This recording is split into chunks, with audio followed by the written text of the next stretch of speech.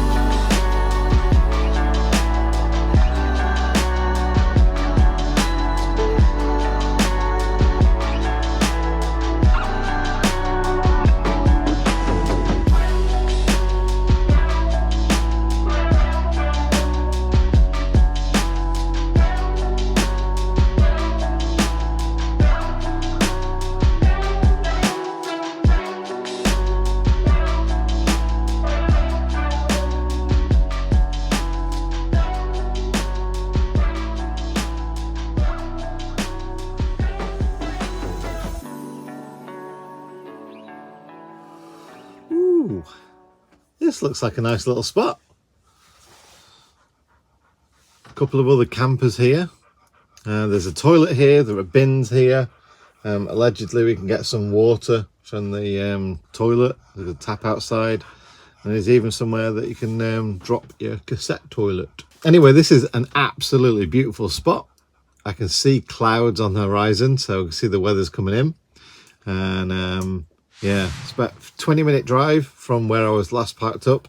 Lovely little nature walks and a little bit of a forest and everything, but yesterday, not a good day for parkups. The one where I was at, where I went for a walk with Coop and then I went on my bike, it was only about 5 o'clock at night that when a ranger turned up and pointed to a sign that a car was parked in front of, and the sign said no overnight camping in your motorhome or camper van. So he politely asked me to move, and yeah, fair enough. If I'd have seen the sign, I wouldn't have even made myself comfy. So I then went to do a bit of shopping. I found another park up, which again was really nice. But I drove past a sign that says park here at your own risk. This area is liable to flooding. So I had a look, walk around and everything, and you could see the real fresh mud lines, the mud banks and everything like that. And they were like properly fresh and glistening because they were obviously getting wet that often. I have got an app on my phone, by the way, that tells me about tides. But when it says 7 meters, does that mean it's 7 meters above its current line? Or does that mean it can go up to 7 meters? Where do you work out what its normal line is if you only know what its high line is or whatever? So yeah, I looked at it. I saw about a foot and a half difference between the mud line and the car park that I was sat on. And I thought, you know what? It's not worth the risk. So I found the car park I was in last night, spent the night there, did have a visit from a police officer. Didn't knock on, just drove around, parked next to me, and I could hear him on the radio. Put my little cameras on in the back.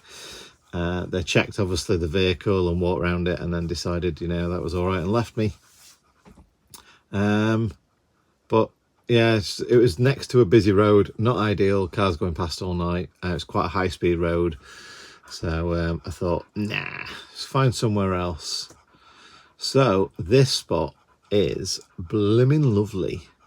We are the blue dot there. I am barely in Scotland, obviously, as you can tell from there. I've got a nice few locations around there yet to visit. But yeah, it looks like there's plenty of walks to do along the coastline, and with having the toilet here and stuff like that and bins and everything, could spend a couple of days here. I think we might go and do a bit of exploring now. And then, yeah, Mr. Steam Engine in the back is probably quite eager to go and dip his toes in the sea or something like that. So yeah, it's not a bad one, this one. Obviously, I'll put the what 3 words down below so you can come and have a look yourself. What I would say is, if I don't show, or if Mandy and I don't show the what 3 words location or mention where we are, then we're doing that on purpose. It's not because we forgot. So if you wouldn't mind not asking us in the comments all the time, or sending us emails, or asking on Instagram, where did you do this and where did you do that? Because obviously we've chosen for a reason not to share that location. Either because we think it'd be inappropriate to send hundreds of vans there, or it's probably a not too sure whether it's acceptable to stay overnight kind of moment. So yeah, if you can just obviously understand that situation. For now, it's what is it outside? Ooh, it's a balmy 4 degrees outside. Oh, that's it. Steam engine's got attention. Yeah, so 4 degrees outside, sun is shining, so we're going to make a little trip around this harbour while it's warm. Oh, the coop's dying to get out now. You alright, pal? Yeah? Where are you going? Do you want to go out? I think he wants to go out. Right, let's go.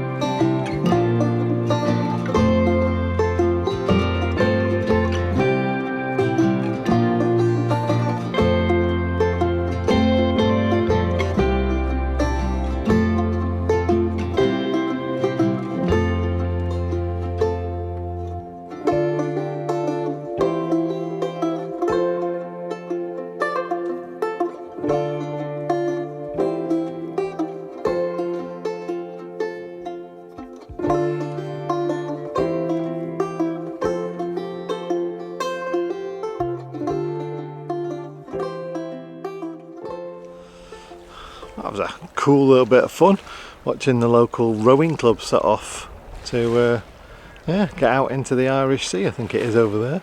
So they're going to have a bit of fun. It's kind of something I think I'd enjoy myself actually, but I can't take Coop with me and I can't leave him in the van for a few hours or they go and do that. But yeah, it looked like fun. Anyway, what I wanted to do is show you around the little town, little village. Obviously by spending money in the local shops and businesses, it helps them a little bit more and they can provide services like this. So everybody wins.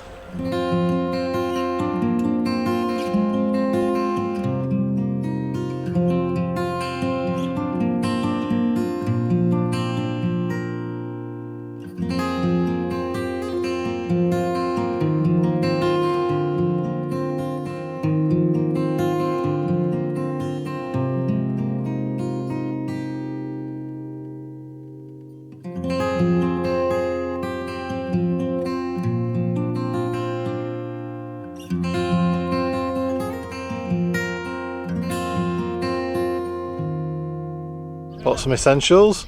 I was missing HP sauce, salt, pepper, and I thought I'd buy a little packet of biscuits as well, because you know, chocolate digestives and everything. But yeah, lovely in there. I'd probably stay for some food, but they were just about closing. I'd left it a bit late in the day. So, but yeah, very popular with everyone, all the bikers and everything out there. Might pop in tomorrow. They do breakfast from about 9:30. Full English breakfast. It's got my name on it.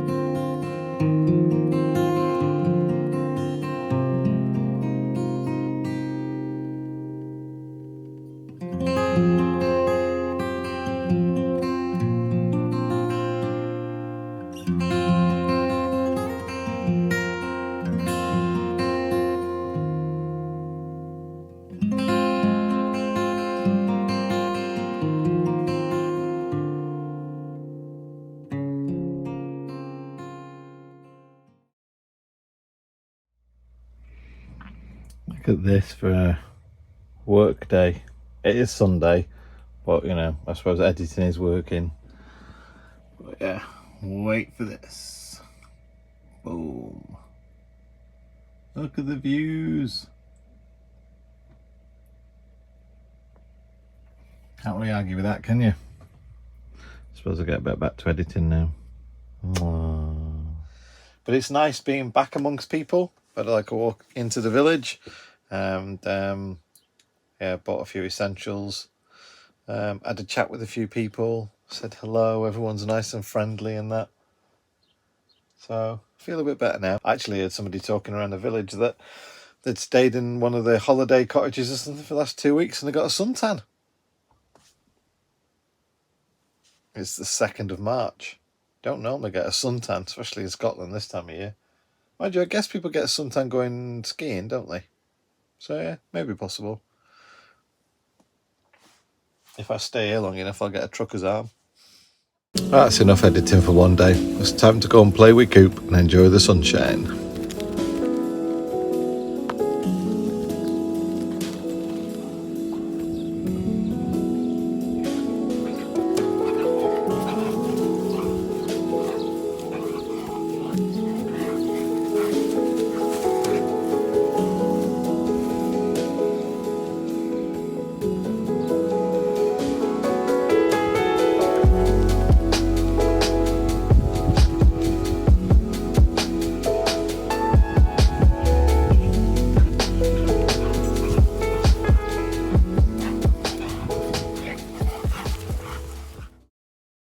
Morning folks, and yes, the weather has caught up with me. In fact, this weather pretty much covers everywhere where I was thinking of going in Scotland. So I'm probably just going to head back over to the forest areas and find a park up for a couple of days and see what we can do in the forests. Try and get away from the 60-mile-an-hour winds. Is a forest a good idea to go to in 60-mile-an-hour winds? We'll figure it out when we get there.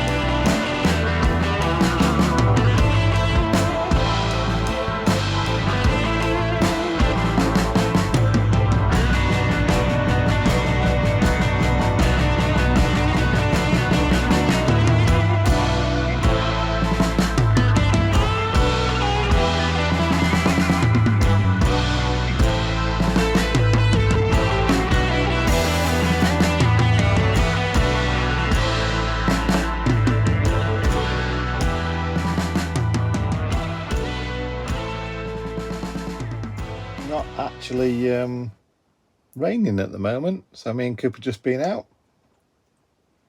Got the sound of the trees blowing around in the wind, and if it stays dry, there's a track that way. I might get my bike out again and go and see what's up the track. But for now, pretty good spot. Not getting blown around anywhere near as much as I was last night. So pretty cool, considering it's still quite high up. But yeah. Oh yeah, and 100 meg download as well. So, you know, just saying, all the people that say, well, we have to have a satellite dish, or, oh, I can't get a phone signal in Scotland. Right, I think it's dinner time. I might try beans on toast with cheese. See if George can help me out. Oh, I can't wait for this one. So, Branston beans, toasty bread, cloverly, buttery thingy.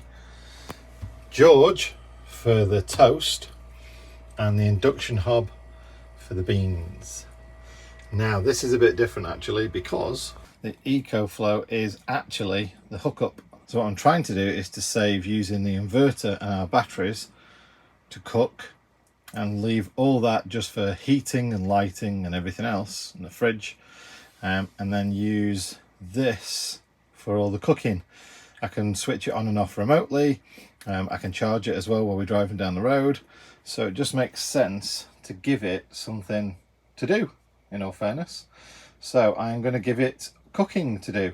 So in the EcoFlow app, everything's powered up.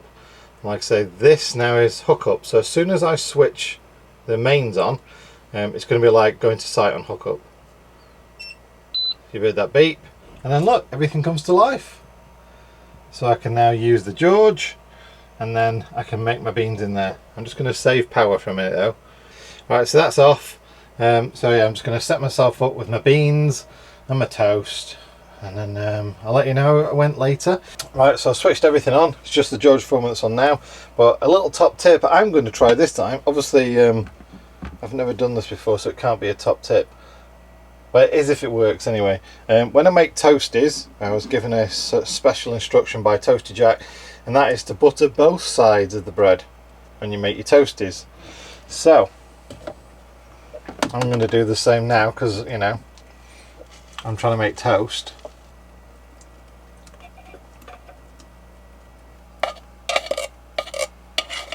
Obviously it's induction cooking, so everything's off right now, and that is using 655 watts. So let's turn that on. Let's put it on 400 watts. So that takes us to 1004 watts, 998 watts. So we're watching the output on there. So we're going to heat the beans up, turn the bread into toast. Bob's your uncle. I was trying to work out the logistics of having 2 slices of bread on there. It's not going to happen, is it? 2 plates it is then. See, there's always a fix for everything, folks. Kitchen towel for cleaning George up afterwards, because he's a messy pup. So there we go, we've got the George on now and the induction. 1723 watts. Toast should be done. Oh yeah. So the next one in the George, bit of top butter, nice toast. You see, buttered either side as well. Perfect. See how the beans are getting on.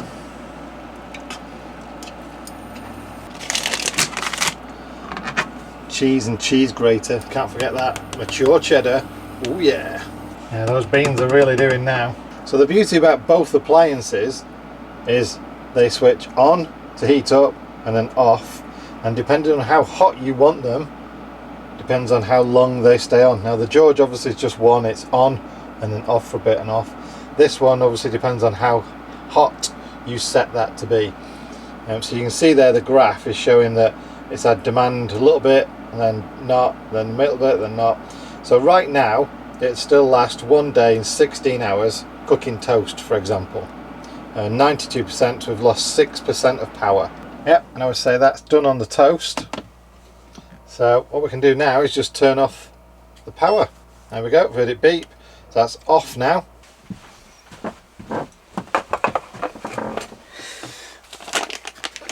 So now for the cheese, for the topping. Now, one thing I would say is that you need an awful lot of cheese on top. Like you can't have enough. Right, please excuse me for a few minutes while I enjoy my cheese topped beans on toast, made with only electricity. Again, yeah, van life, baby. Oh, that was tasty. I cannot remember the last time I had beans on toast with mature cheese grated on top, freshly grated. See, you could put that on a menu and charge 15 quid. Beans on toast, craftfully prepared using nothing but renewable energy, topped with fresh grated mature cheddar cheese. It's not just anybody's beans on toast with cheese on top. It's van life beans on toast with cheese on top. Ah dear, I never intended doing any cooking or anything like that. I just did it as a bit of a laugh. But yeah, you can cook on electric, easy, no issues. And cheap meals, lovely cheap meals too. Can't argue with it. And no offence, but I cooked. That's quite an achievement. I probably have made beans on toast with cheese in the past myself, but for now, let's call it a win. I don't have a kettle at the moment, bit of an oversight. So I'm just going to boil some water so I can then wash the pots.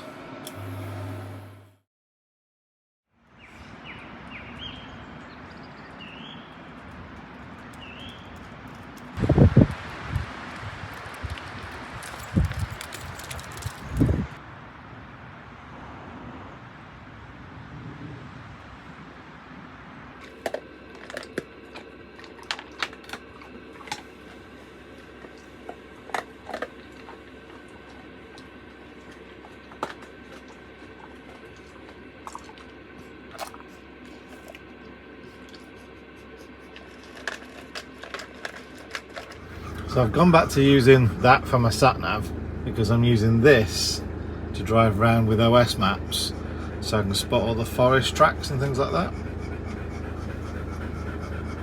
I don't know if you can see that because it's got a reflection. There we go.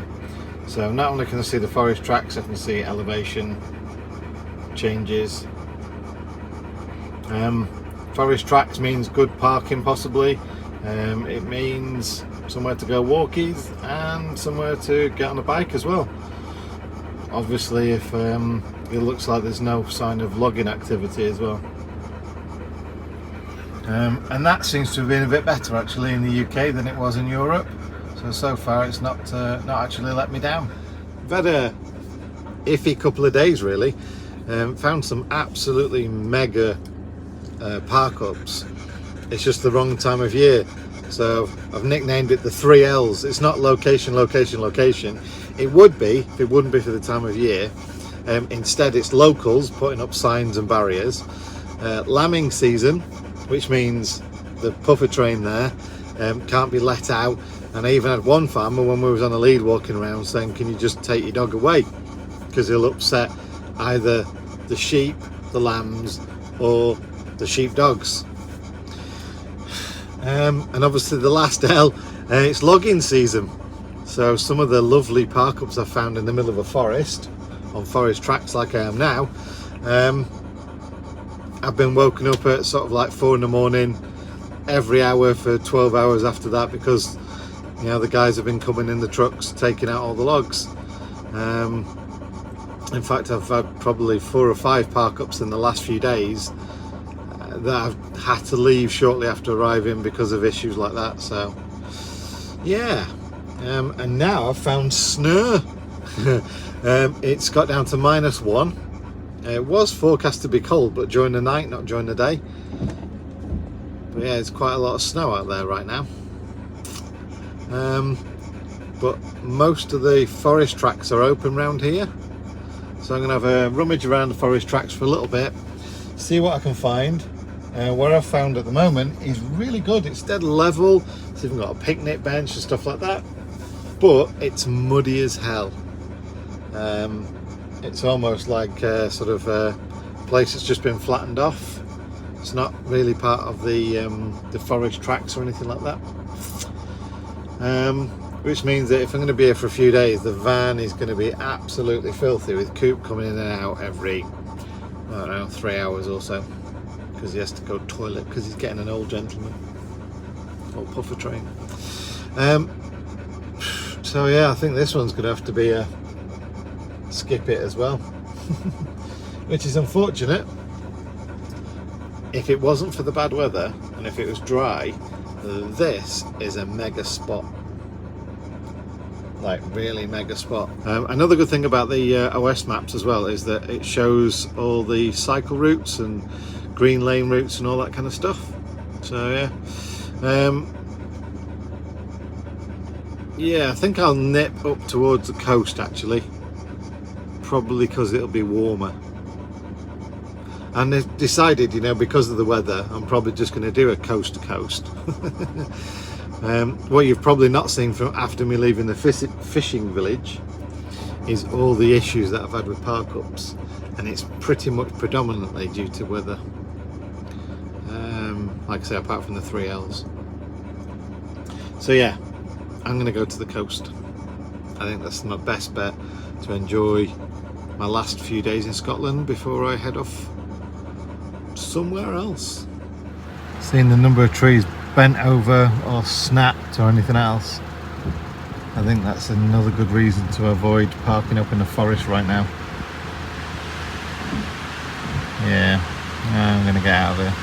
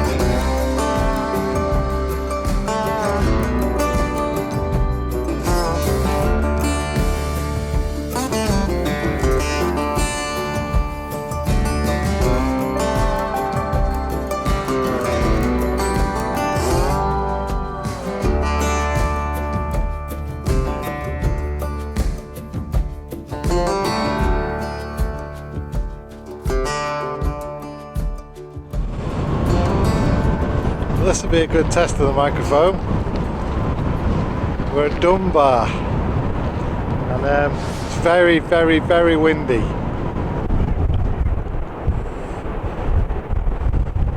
probably pick up the noise behind me of the raging waves. But yeah, good spot. Whoa! Make sure I can hold the camera up. So parked right on the front there. We've got a little car camper as well next to us. Kevin, I think he said his name is. So him and his dog car camping. And found it on Park for Nights. I found it on Park for Nights as well. In fact, a lot of the ones I've been using lately I found on Park for Nights. So yeah, just use Park for Night. But yeah, this is going to be a good place to explore when it's not quite as breezy. Because right now, woof, yeah, really breezy. But hopefully it'll calm down a little bit for tonight, so I'm being blown around. And hopefully that sea will calm down as well. Because that's a heck of a noise.